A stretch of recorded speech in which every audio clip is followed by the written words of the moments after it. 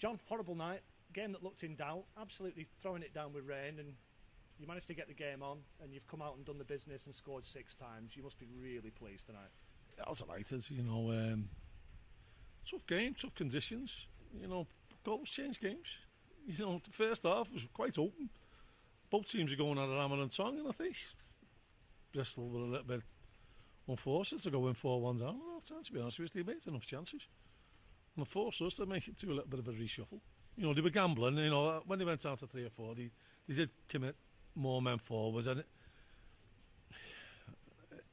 it ended up like 1-1-8. And we didn't pick them off like we should have done, and then they created quite a few good chances.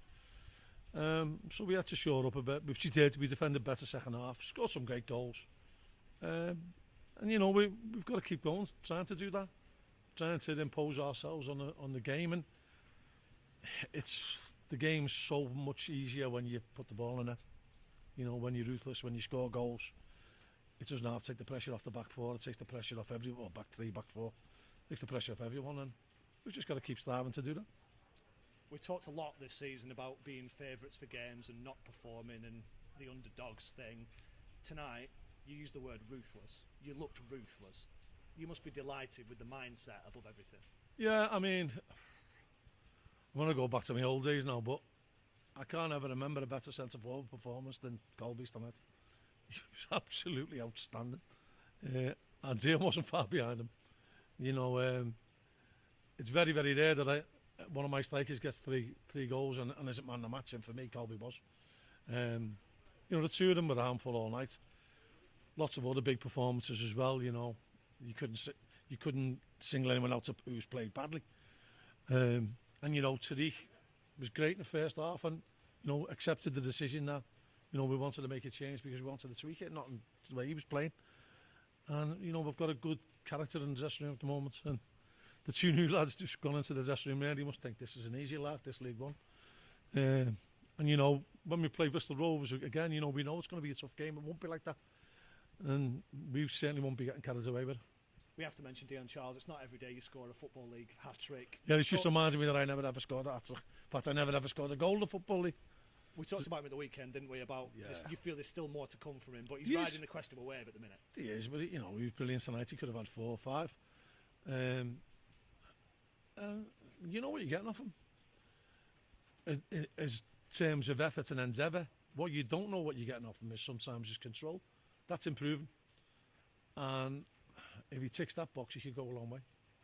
Are we seeing a return to vintage John Coleman, Accrington Stanley with this attacking prowess? No.